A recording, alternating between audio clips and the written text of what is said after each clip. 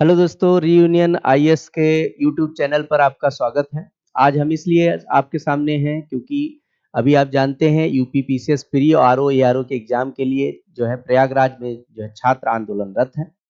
तो क्यों बच्चे आंदोलन कर रहे हैं और ये क्या मामला है, इसको समझते हैं।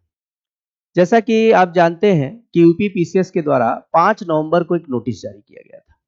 इसमें ये कहा गया था कि जो पीसीएस प्री एग्जाम है ये 7-8 दिसंबर को 2 शिफ्ट में होगा और जो आरओ एआरओ का एग्जाम है ये जो है 22 से 23 दिसंबर को 3 शिफ्ट में होगा। साथ ही साथ जो अंक निर्धारण है, इस अंक निर्धारण में नॉर्मलाइजेशन की जो प्रक्रिया है इसको लागू की जाएगी। ठीक, इसी बात को लेकर इस जो परीक्षा में ये पूरी ये प्रक्रिया को अपनाया जा रहा है, इसी को लेकर जो है विद्यार्थियों में थोड़ा रोष है और उन्होंने यूपी पीसीएस से कुछ अपनी ये जो आयोग है उनसे कुछ मांगे रखी। छात्रों का कहना है कि जो यूपी पीसीएस का प्री और जो ये आरओ एआरओ एग्जाम है इसको एक ही दिन में एक ही शिफ्ट में आयोजित कराया जाए। दूसरा ये है कि ये जो नॉर्मलाइजेशन की व्यवस्था है इसे लागू ना किया जाए और तीसरी बात यह है कि नोटिफिकेशन के अनुसार ही ये पूरा एग्जाम होना चाहिए और जब तक ये छात्रों की मांग पूरी नहीं की जाती है तब तक ये छात्र इस तरह का विरोध प्रदर्शन अपना जारी रखेंगे।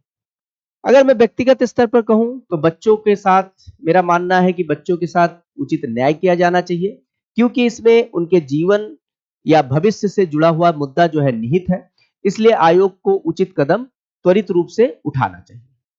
लेकिन इस पूरे मुद्दे में एक जो सबसे ज्यादा विवाद का मामला है, ये मामला है नॉर्मलाइजेशन को लेकर। ठीक, तो ये नॉर्मलाइजेशन है क्या, इस प्रक्रिया को थोड़ा समझते हैं तो जिससे हम ये जान पाएंगे कि ये बच्चे क्यों जो है आंदोलनरत है। ठीक, देखिए अगर कोई परीक्षा एक ही दिन में एक शिफ्ट में कराई जाती है, उस कंडीशन में ये नॉर्मलाइजेशन की प्रक्रिया जो है इसको नहीं अपनाया जाता। लेकिन अगर कोई परीक्षा एक से अधिक दिन में या एक से अधिक शिफ्ट में आयोजित कराई जाती है तभी इस प्रक्रिया को अपनाया जाता है।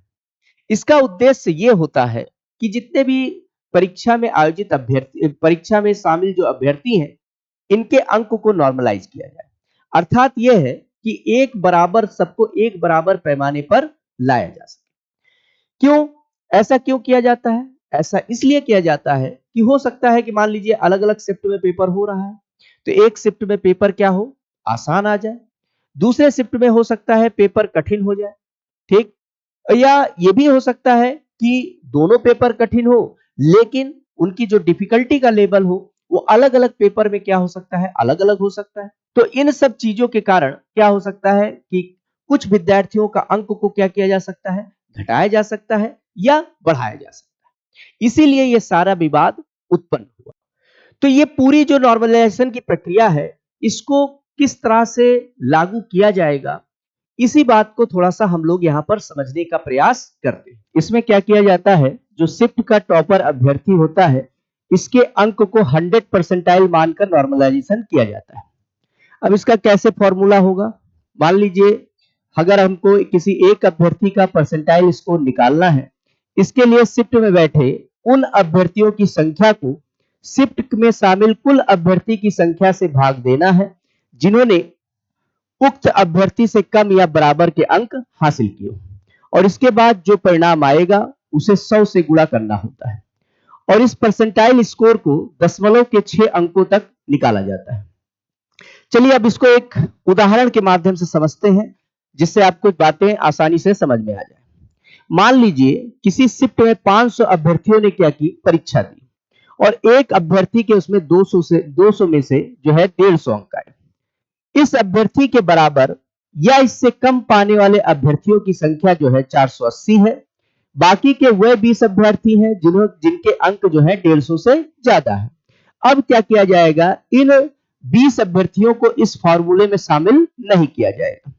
इसके बाद 480 को हम 500 से भाग देंगे और उसे 100 से गुणा कर देंगे। इस प्रकार इस अभ्यर्थी का जो परसेंटाइल स्कोर है वो क्या होगा, 96 आएगा और इसी के आधार पर पूरा जो रिजल्ट है इसको नॉर्मलाइज किया जाएगा।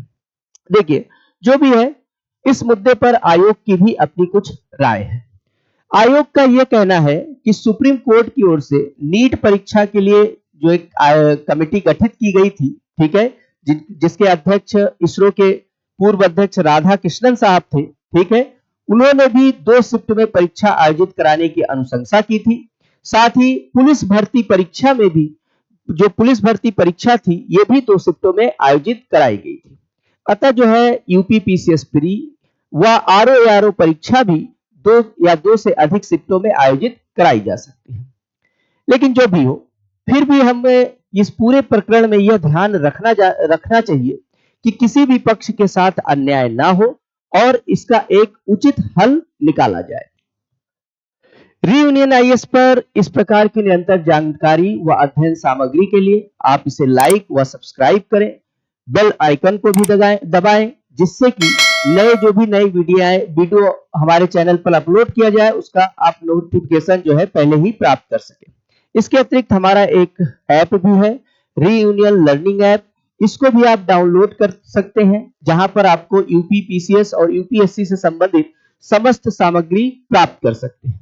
कुल मिलाकर आज के लिए या अभी के लिए इतना ही। धन्यवाद। सब्सक्राइब कीजिए हमारे चैनल को और बेल आइकन को दबाइए हमारी लेटेस्ट वीडियो सबसे पहले देखने के लिए।